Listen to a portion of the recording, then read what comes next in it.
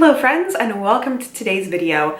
Today I thought I would talk about a topic that I didn't think I would ever be putting a video online about, but let's just talk about things like facial hair removal, and then it won't be such a taboo topic. And I feel like it's become a little less taboo. I've seen a number of people use specific facial razors to shave all the peach fuzz off their faces. And Jenna Marbles, who I just think is such a hilarious person, not only did a video where she removed all of her facial hair with one of those little sort of razors, she also did a video where she specifically tried to dye her upper lip mustache with Just for Men, which was hilarious. And this is something I feel like I'm always having a little bit of a struggle with. So I thought I would sit down and share with you the things that I've tried, what's worked and hasn't worked, and what I've ended up settling on as the best option for me. So I feel like dealing with upper lip hair is something that has become more of an issue as I've gotten older. I feel like this is one of those welcome to your 40s things, except I started noticing it more maybe about 3 to 4 years ago. I'm going to apologize if the light's changing. It's a windy day and there's lots of sunshine and clouds and things moving around.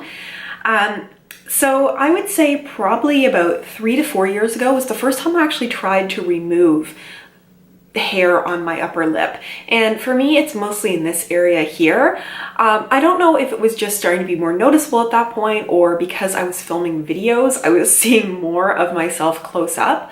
But for me, the reason for wanting to remove that hair is because as I'm using more makeup, as I'm using foundations and powders, things were just clinging here in a way that I didn't like. And I was also just noticing that my lip was looking a little bit darker, which was also something that I didn't like. So I started looking at ways to remove that bit of peach fuzz that was there.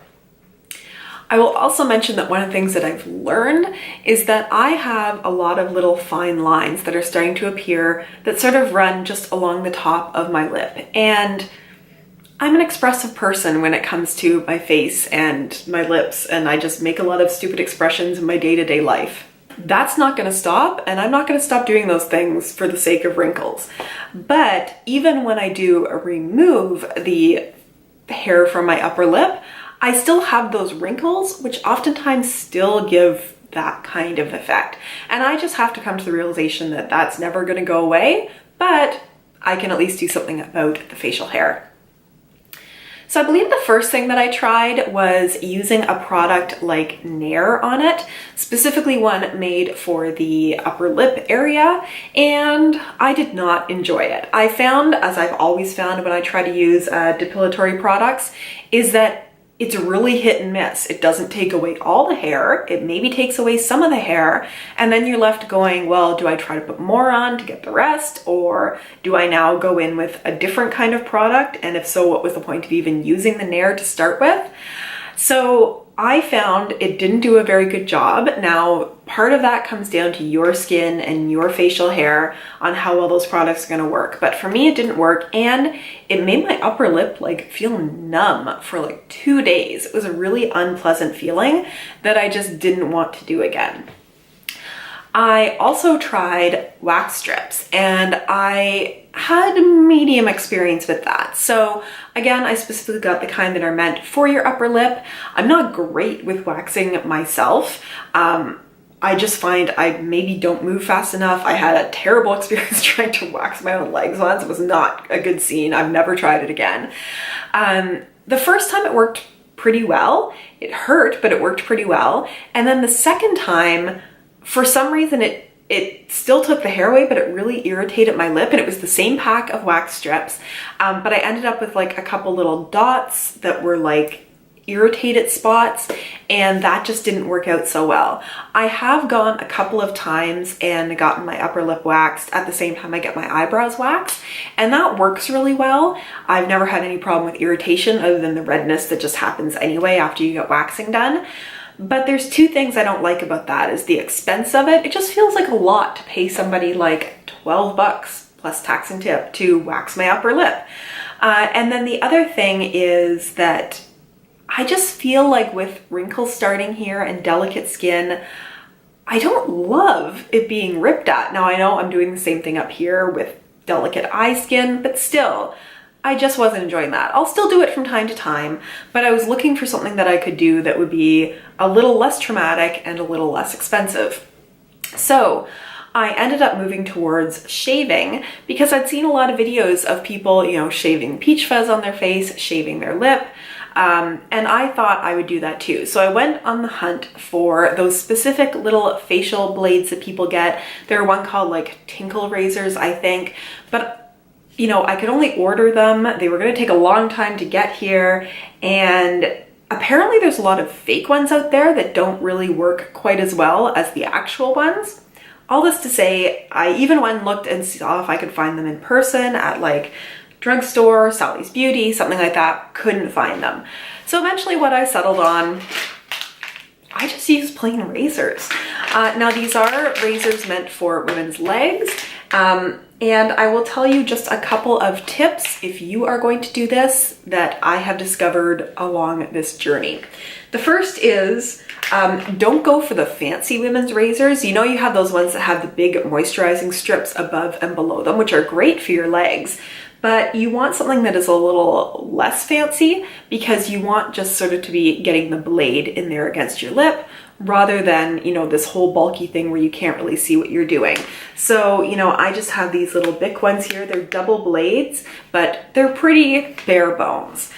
The next thing that I would say is always use a fresh one. That maybe goes without saying. You only need to do this maybe once a month, maybe twice a month. Nothing is going to grow back like thicker or darker. That's a myth. But it's more about just how often you want to bother doing it. I mean, heck, you can do it every couple of days. I have pretty light hair, so I can get away without doing it for longer. So I will use one of these on my lip, fresh out of the package, and then I will continue using it to shave my legs, you know, shave my armpits, that kind of thing. But I will never take one that I've just shaved my legs with and then use that to shave my upper lip. I just use a little bit of water to moisten my lip, and I'm just very careful with it, just pulling it down like you would see somebody shaving if they were a guy shaving their face. I'm always very careful when I do this to afterwards not put makeup on. I try not to put makeup on for like 24 hours afterwards, and be careful about touching your face. Because you've sort of shaved and moved those hairs away, they're more likely to get irritation from makeup going onto it, or, you know, put environmental pollutants or whatever might be on your hands into the pores of your face if you are touching it right afterwards. Now, my last concern when I was starting to do this was, am I going to get stubble afterwards? Because that would not be cool. And you are not.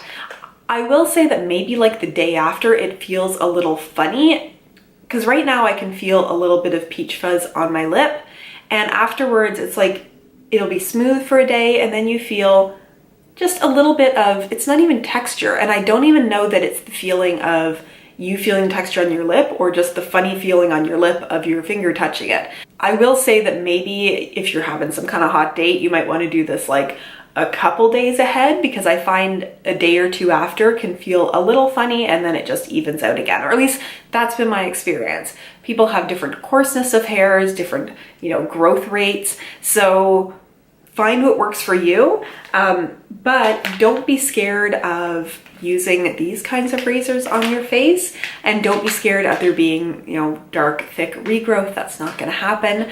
All of these different kinds of methods are valid. I would love to hear from you guys what you do, if anything, because, you know, this isn't perfect, but it's what works for me. I'm always open to suggestions. Different lighting again. I hope you guys enjoyed this video. I know it's a little bit different than what I usually do, but I thought it would be a good idea to talk about a topic that maybe doesn't get talked about that often, and share what I have found with all of you. So if you enjoyed this video, give it a thumbs up, and have a wonderful day, and I look forward to seeing you in my next video. Bye!